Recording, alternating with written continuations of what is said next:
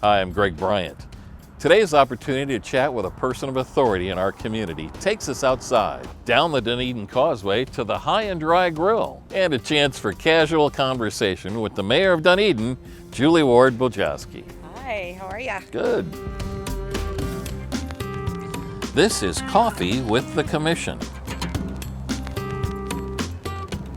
Mayor, thanks for joining us today. Thanks for having me. Let's start off at the beginning. How did you and your family end up coming to Dunedin? Oh, wow. Well, probably something somebody doesn't know about me is that I was adopted, and I lived with my parents in Maryland, Washington, D.C. area. My dad was in the Air Force and stationed at Andrews. They split up, and so back in those days, fathers didn't necessarily take care of their have children living at home by themselves, so I was sent here to live with a lot of my aunt and uncles. So I came here when I was 5. And then went to high school at... I did. When I came here, I started going to school at Dunedin Day School. I went to Dunedin Elementary School. I went to Dunedin Middle and Dunedin High School. My parents, they're my aunt and uncle, but I call them my parents, owned the Gulf gas station where Hog Island currently sits, long time ago. My uncle was worked for the sheriff's department, and deep roots for sure. What was your motivation to serve the city? Well, I was trying to get involved after I had my son. He was getting a little bit older. He was almost 3, and I started going to commission meetings to kind of figure out how to get involved. I wasn't really sure. And I realized that there wasn't anybody that represented me on the commission. You know, the average everyday resident, somebody that had been here their whole life and also raising a family here. And I just wanted to see more of that family, young person, maybe not quite as wealthy as everyone else. That person, I felt it was really important to have that representation on the dais. And then using that, what was your main goal as you campaigned and then becoming mayor? Well, I had been a commissioner for 8 years. And so as mayor, I felt it was really important for the city to maintain its identity and its character. I just felt like that was one of the most important things a mayor could do, was listen to the vision of our residents and try to ensure that all the policies we put in place followed that vision of what the residents wanted. And I also feel like communication is really important. So those were kind of the 2 big things that I really pursued when I ran for mayor. Mm-hmm. And having served those 8 years as commissioner, then transitioning to mayor, was there anything that surprised you in moving up to the mayor's position? Well, they're definitely 2 different jobs, for sure. I think when you're a commissioner, you can kind of be a little bit more independent in your thought process. And when you're mayor, you are really not only representing your entire commission, but you're representing an entire city. Not that you don't do some of that as a commissioner, but your outlook is much less independent and more trying to unite the community around different issues. But I kind of knew that was going to happen, so it wasn't a surprise. I think what really was exciting to see when I became mayor, and maybe I just didn't notice it as much as a commissioner, was just how engaged our residents are, and how much they're willing to volunteer or communicate, or how truly important they feel that their community is to them, and how they do want to protect that character, and don't mess with it, because they're going to let you know. I don't know that was a surprise. I just think because as a mayor, you're trying to unite a community, you're trying to get people to work together, even if they don't agree on things. You just notice it more, I think. Stepping away from City Hall, what's your favorite thing to do? Well, you have a hobby or? Our family really likes to be on the water, hence we are here at the High and Dry Grill. I love the Causeway. It's something I grew up doing my whole life, especially in high school. I mean, every off day you had, you were out here, and sometimes even when you weren't supposed to be off, you would come out to the Causeway. It's just sort of a place of peace for me, for many different reasons. We like to boat. We also like going camping. We love going to our Florida state parks and camping, and we go every Thanksgiving. It's a 15-year tradition now. So we have all the traditional stuff. We just cook it differently than you would when you're at home. Right. So we're pretty outdoorsy. We like to be outdoors. My husband loves hunting, so my son loves outdoor sports. So anything outdoors, but the water is really, for me personally, my calming place. As for want of a better term, a city celebrity, what's your most unique encounter? I would probably say there was a woman that emailed me at City Hall after I think it was after I first got elected mayor, and she didn't like the mole on my face. Yeah. And told me I should get it removed. In, different language, let's put it that way. And I looked at that and I responded and I said, well, my doctor seems to think it's okay. And thank you for pointing it out. And let me know if there's anything else I can help you with. And the very next day, the woman had come into the office and left an apology note with flowers that I actually still have.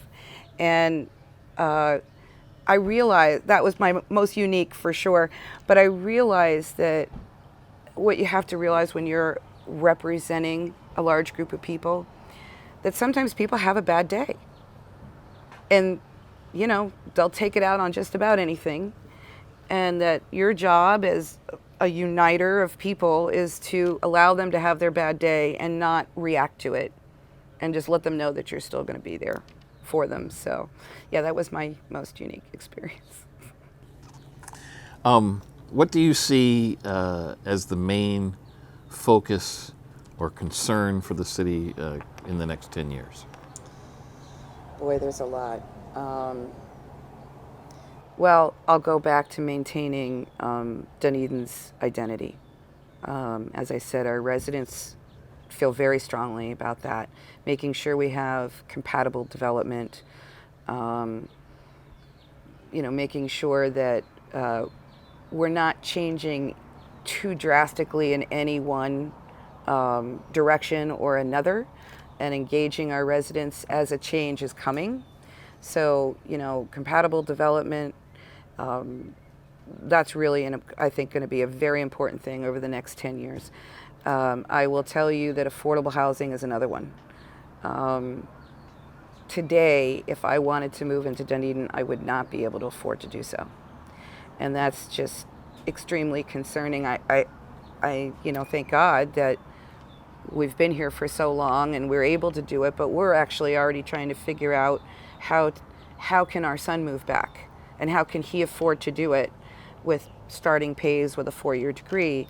And, I'm not sure that he will be able to do that. And that's sad. There should be a more balanced distribution of types of housing. And so I think that needs to be a very big goal of ours over the next 10 years. Traffic. We're working a lot. Everybody knows traffic is bad. And I don't know if a lot of people know this. You may not know this, but Pinellas County has roughly 1 million people that live here, okay? It's one of the most densely populated counties in the state. But while we have those 1 million people annually living here, we have 15.5 million visitors to Pinellas County at the same time. Mm-hmm. And that's the problem. That's it, in a nutshell. Mm-hmm. And it is the biggest economic driver for the state of Florida. So, you can't really stop tourism, really working hard with all the various agencies. We have like 4 or 5 state roads in our city. So working with the county and FDOT and the feds to try to figure out how we can alleviate some of that traffic, and fighting to get our voice heard. You know, we're a small city. There are a lot of larger cities in Pinellas County. And so ensuring that our voice is heard when we need changes. Recently, we're out here on the causeway. Everybody knows the causeway's traffic is a nightmare. It is a nightmare. And while we probably couldn't fix it, and there are a lot of agencies at play out here. The county owns the road, the state owns the park, and the road at the end, Alt 19. The county owns the actual causeway recreational area, which, by the way, they consider a road right-of-way versus a park. So sometimes it's treated that way. And so recently, starting last fall, myself and our city manager started getting all of those people in a room to say, what can we do? So we've made kind of a 5-point plan, if you will, to starting with getting extra lanes to enter in the causeway. And working on messaging to say if they're full or how long your wait's going to be, fixing issues down at the intersection of Curlew and Alt 19, and fixing those crosswalks, which are really not safe. So there's a lot of different things that are in play, and that'll happen hopefully over the next couple of years. But it's a long-term fix. That's not going to fix everything. And so once you do those things, then what's next? We have a bridge replacement of course, again, it's not our project, it's a county project. And, we had a great ad hoc committee that worked on looking at all of the options. They've picked an option, and providing that all goes to the feds for some funding, we have to go fight for it at the state and federal level, because it's a very expensive bridge. And the cheaper version of the bridge is a fixed span 80-foot bridge like on Bel Air and San Key. Nobody wants that. We have to make sure that our recreation is preserved out here, and that big bridge would gobble it all up. I think another issue is our environment. We signed on to the Ready for 100, and we are currently working on what we're calling the DREAM initiative, and it is a long-term plan for environmental sustainability in our city.